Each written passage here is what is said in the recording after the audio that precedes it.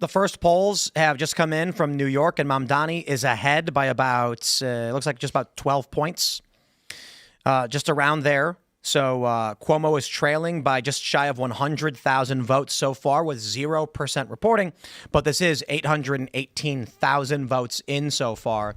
So, oh boy. Right. Kalshi now has Mamdani at 99% to win. Yep. Yeah, I mean, you see, this 98 right now. This is like Captain Obvious moment, but if Mamdani is over 50%, then the Sliwa spoiler thing is just like a moot point. Yeah. Yeah. Again, that's Captain Obvious moment, but it's true. Like all this hand wringing over Sliwa. He's not going to finish at eight. He's not going to finish over 50%. Yeah, him and well, it depends on where it got counted first, obviously. Were you guys also right? So this is still preliminary. Staten Island's going to go heavy for Sliwa. Were you guys unsettled by the amount of conservatives who were willing to fight this losing battle for a Democrat and kind of go all out for them? Cuomo? Yes. Cuomo? Yeah, I was really Cuomo should have dropped out and endorsed Sliwa. Yeah, it was so ridiculous. No, but the amount of conservatives who are lobbying for Sliwa to drop out and then just completely backing Cuomo as though Cuomo has never existed beyond 6 months ago is frankly, it's disgusting and it's pathetic. It's pathetic how sad Republicans are willing to like drop their guy and hop on board with a guy who literally hates their guts and would have called them a fascist or kill their grandparents.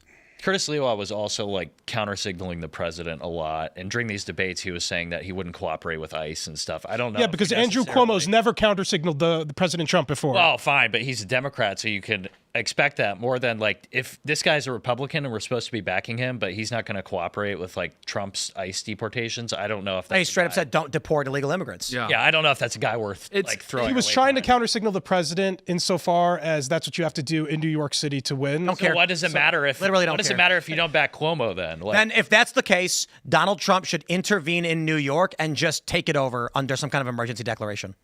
If the point is that they are going to keep bringing in illegal immigrants and giving them some kind of lawful entrant status to alter fundamentally the structure of our government and our election system, I call that seditious conspiracy, and Trump should go Lincoln on New York.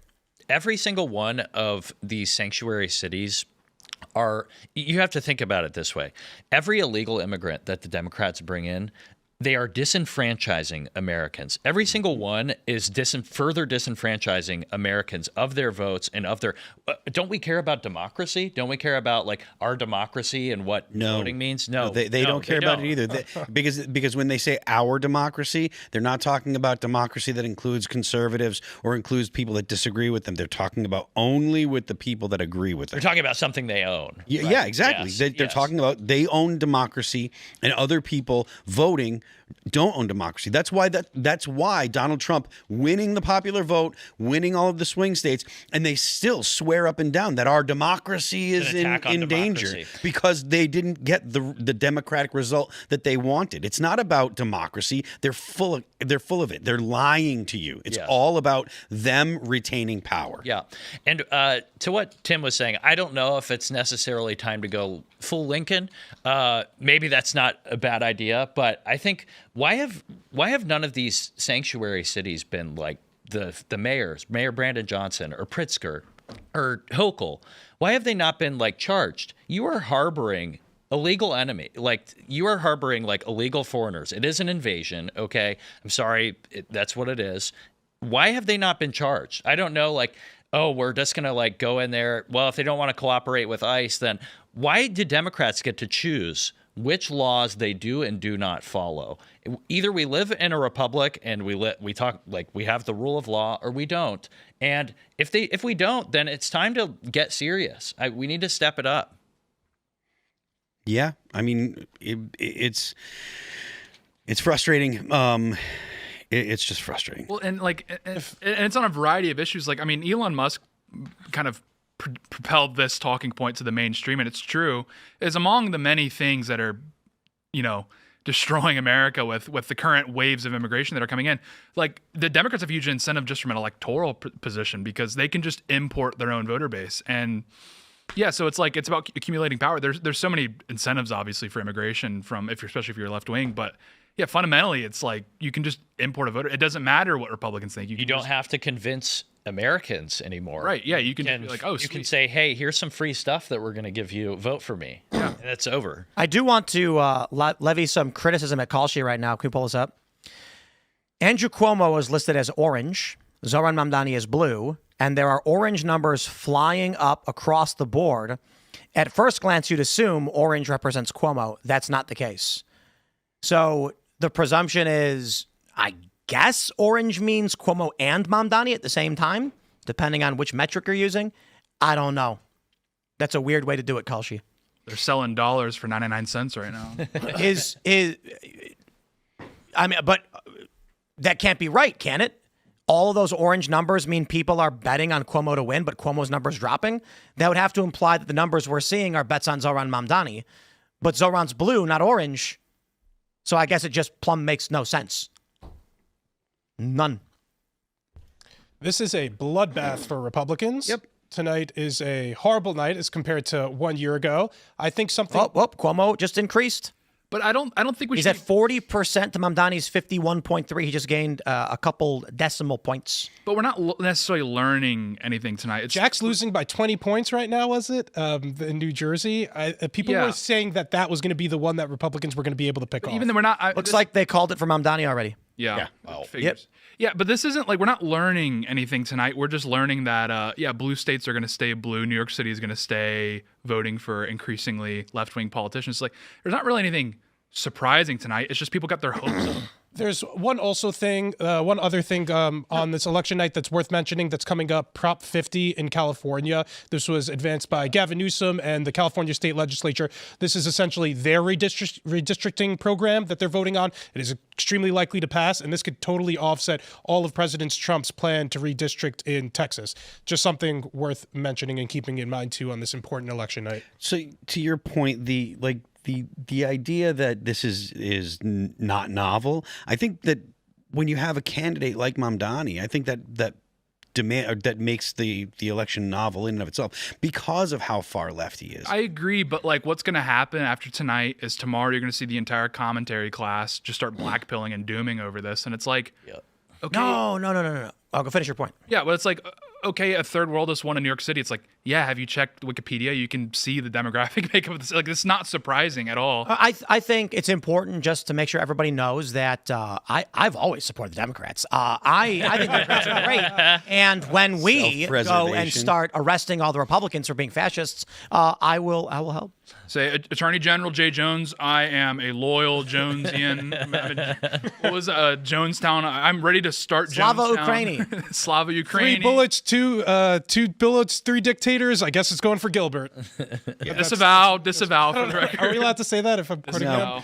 I'm not I was sure. Are joking. you allowed to quote the AG of Virginia? It's a tough question, YouTube. Are you? Are you allowed to quote the Attorney General of Virginia? Right. When he was reading that earlier, I was like, I wonder if this is a TOS violation. I'm like, no, this is a statement from the Attorney General of Virginia. Mm-hmm. Welcome to a brave new world.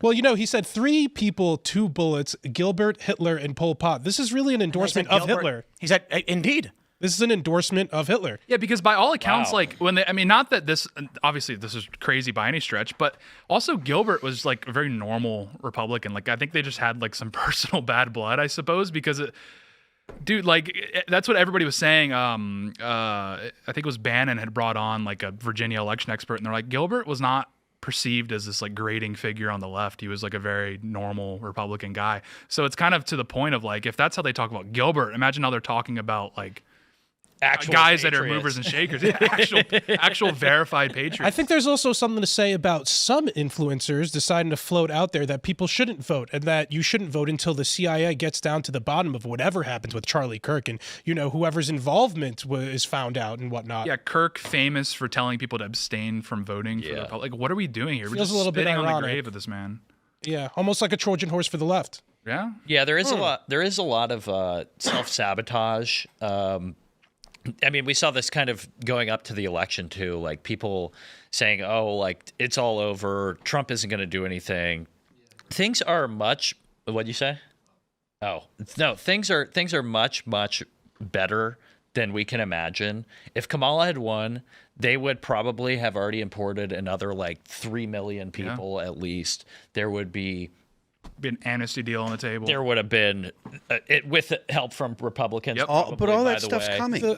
All that stuff's coming. All that stuff will come with the next election, unless a Republican wins. And it looks like in the fall of next year, the Republicans are going to get trounced. The Democrats are going to take control of probably the House, possibly the Senate. They're going to try to impeach Trump. They're at least going to stymie any efforts the Republicans make on having any kind of policy for the next 2 years. And then at the end of that 2 years, when it comes time to vote for president, I don't know who's going to be running, but I don't see how the Republicans will win. Well, that's why Prop 50 matters so much in California, because it's like, look, the strategy for Republicans is going to have to be, if they want to gerrymander, we have to gerrymander. And it's like, look, if they can squeeze a few more House seats out of California, it makes the path forward in the midterms much trickier. We also have the Voting Rights Act in the Supreme Court, Right. and if they are able to gut that, that would be a huge victory. I think that would be a much bigger victory for President Trump than overturning Roe. If he could get rid of the Voting Rights Act, that would be ginormous. The expectation is that it will be gone. Yeah, Right. hopefully, But- as long as one of these people don't squish. But What's the expectation then is Democrats are going to do the same thing. well, So we're going to see California go pure blue. There's some other Democrat states that are projected to drop a bunch of Republican seats.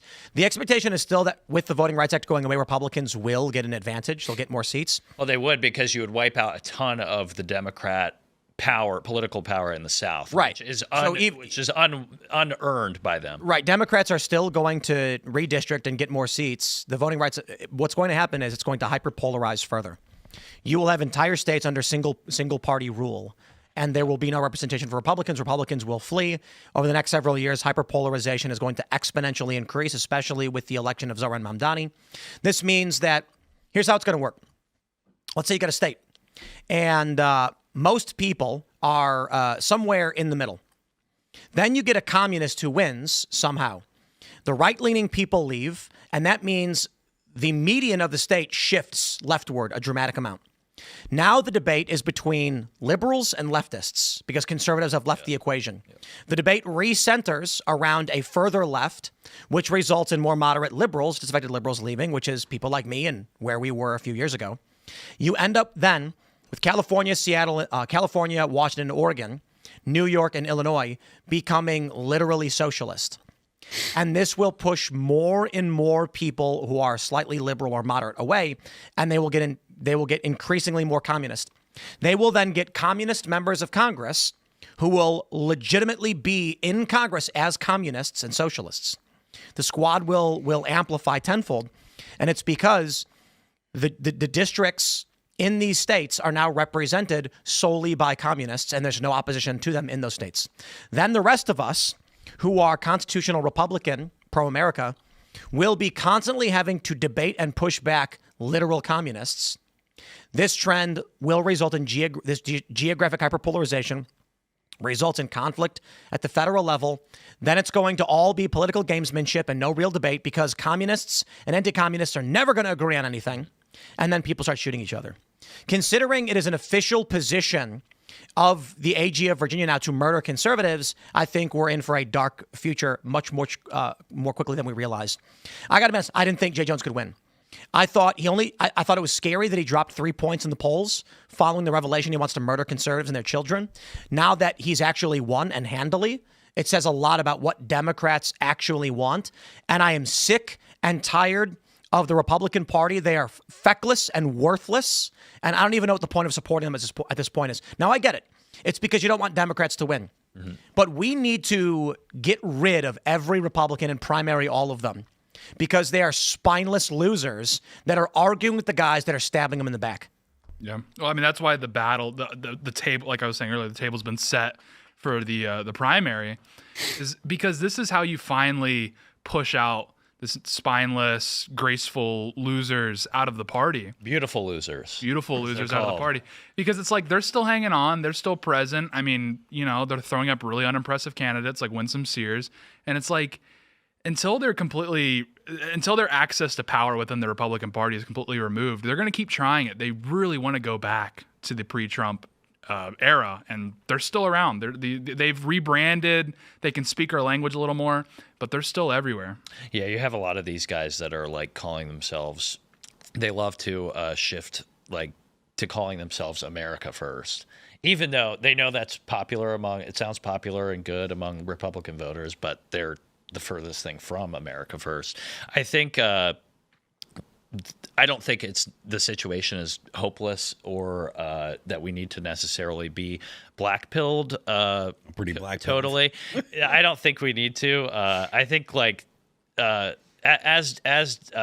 loved J.D. Vance's speech. For people who did not watch J.D. Vance's Turning Point speech, it was phenomenal. You should go watch it. But the thing that he closed his speech with was paying tribute to Charlie's life. And he said, despair is a sin. You have to get involved, okay? If you care about this country, you should go get involved and do what you can, even if it's just if you go knock a couple doors, if you go and help out a campaign as much as you can, there is a small part that we can all play together to make this country better. And I think the despair and some of that stuff really is detrimental to our side. Thanks for checking out this clip from Timcast IRL. Make sure to watch the show live Monday through Friday at 8 p.m. Subscribe to this channel, and we will see you all there.